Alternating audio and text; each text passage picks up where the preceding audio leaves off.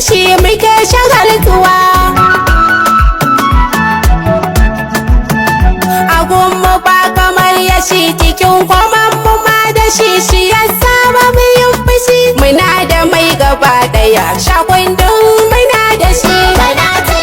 Mustapha komai na ma shugaba ba dukanmu ma da shi a rayuwarmu ma da shi a cikunanmu ma da shi a kabarinmu sai da shi bisa mu samu nutsuwa Mustapha komai na ma shugaba a layira muna da shi matserata tana gashi ni dai ban da kamar ya shi ni shine guzurin da na a can da zan fake da shi Amina nai shagaltuwa a santa